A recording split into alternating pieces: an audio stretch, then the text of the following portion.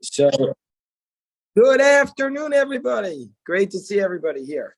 Yesterday, as we were finishing up our Rashi study, one of my friends said, "Why is there the big gimel in the verse as it relates to the Torah portion? There is a big gimel in one of the verses in one of the words in our portion."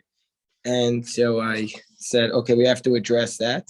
And whenever we want to address an oddity in the writing of the text, the place that I always love to turn to is the Baal Haturim. The Baal Haturim always loves to comment on that. So he often comments on when there's an oversized letter. And if you go to chapter 13, verse 33, you'll see that there is a large gimel. It says, Vihit Galach. There is a large gimel. So in the word Vihit Galach, what's the context here? The context here is talking about the Kohen is looking at the person and he has discovered there is an affliction. And then if he is cured from it, or if he decides it's not actually tzarat after his quarantine, then he has to shave, and then he has to shave himself. Vihit Galach. So this idea of shaving himself, there's a large gimel. Why?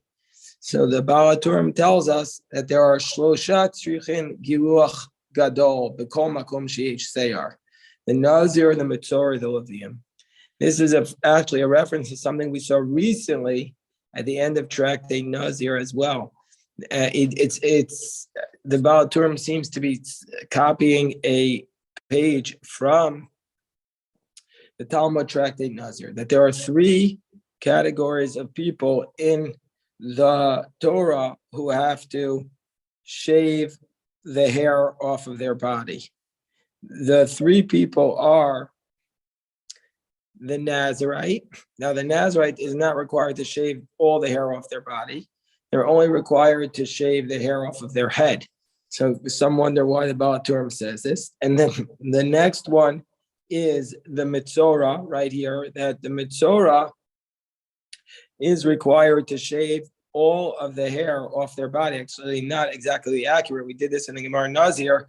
They're not necessarily required to shave the parts of their hair which are just loose hairs, or the parts that are typically hidden, like the underarm hair. They're not required to shave that, but all the other hair that's visible, then the Metzora must shave it. And the third category of people who shave the hair are the Levites on the day of their inauguration. Actually, there's another person who has to shave the hair off of their head. Anybody remember who the other person is? The other person who must shave the hair off of their head is the Eshet Yifat Toar. She must hold on one second.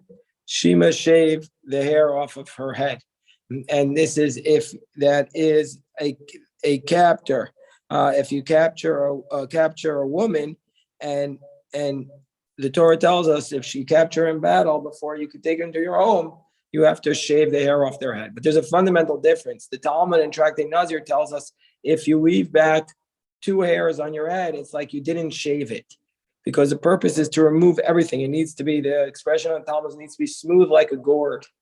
Whereas the captive woman, the whole purpose of it is to make her unattractive so that the captor desires to not force her to be with him. We want to discourage it. So there, even if you leave back a few hairs, it's actually less attractive. A completely bald head is more attractive than 4 hairs sticking up off the head. And so therefore, that's the odd law here, is that the captor, if she has 2 hairs, it's still considered like her head is shaved.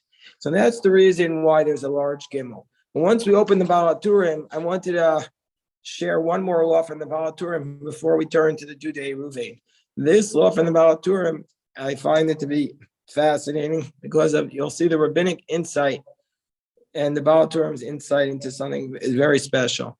The Torah tells us that after a woman gives birth, she has to, when she waits after 7 days for a boy or 14 days for a girl, she then counts 33 days for a boy and 66 days for a girl. And then at the conclusion of those days, she has to bring 2 sacrifices, an olah offering and a sin offering. An olah, a completely burnt offering, and a sin offering.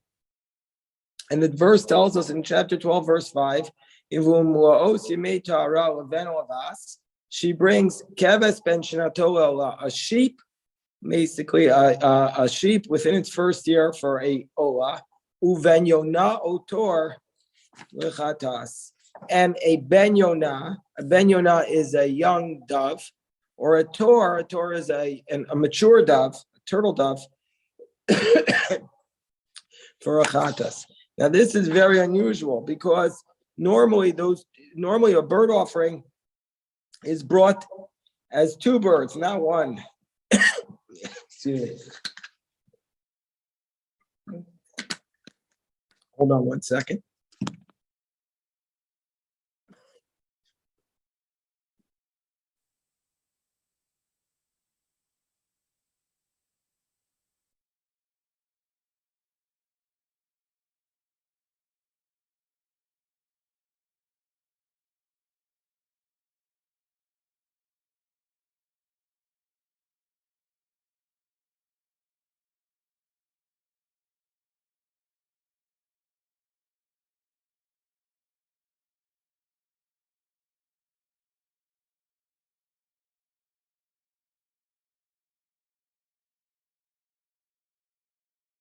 Okay, so sorry for the delay. So normally you bring the birds together.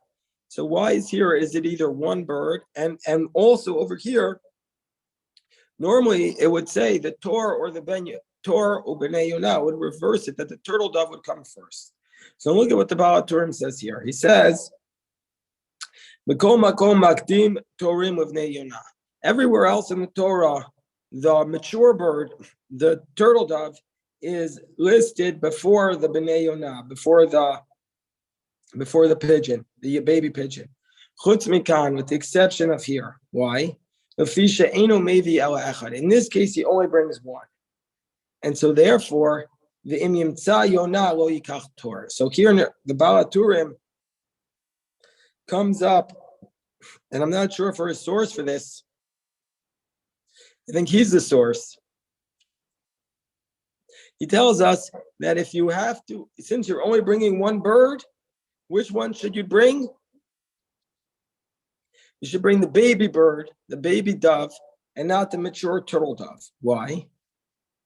Anybody ever hear this before? Raise your hand if you heard this. He tells us, Lefi sheben zugo misabel alav ve'eno mizdavega acher. He says, because if you bring the turtle dove is married. It's a married bird. It's mature. It's been married.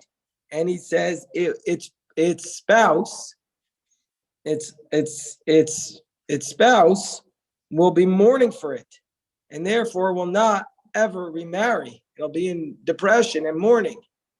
And so therefore bring the baby bird, which doesn't have a spouse. Can you ever imagine such a teaching? I know that some birds are so deeply connected that they'll mourn for their spouse. But this is what just give me a moment. Let me just read the footnote and then I'll get back to you, okay? So the that's how the Baal Haturim comes up with this incredible. Yeah, I'm just teaching right now. Okay, Leon, good to see you, my friend. So he says a very powerful idea that this is, let me read the footnote here in this edition. In explaining why the Yonah, the dove, may be brought as an offering only before its fledgling state, meaning to say that the Yonah, the dove, the baby dove, is only kosher as a baby bird, whereas the turtle dove, is only kosher after it becomes an adult. It's only in its adulthood. So the Midrash Lekach Tov states as follows: the Torah is faithful to its mate to the extreme. It will not take a second partner even after its mate has died. The Yona, however, the baby dove, although it's faithful during its mate's lifetime, will take another partner if its mate has died or it's lost. As a consequence of the greater fidelity displayed by the adult Tor, it's the mature bird of that species which merits being used as an altar offering.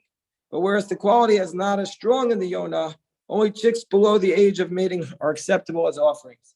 So the Midrash, like Hachtov, is telling us two things. It's telling us, first of all, we will only take the baby dove as a baby, and also that would take another spouse if its spouse died, unlike the Torah. So therefore, we would take it first. So based on this teaching, the Baal Haturim explaining that in this specific case of childbirth, when only one bird is offered, we have to not disrupt the life of the Torah by using its mate, unless the baby dove is not available. It's just a very, first of all, it's incredibly creative by the Baal Haturim. It's also incredibly sensitive, showing us the Torah is looking at the spouse of the bird. So let me just pause here. I saw that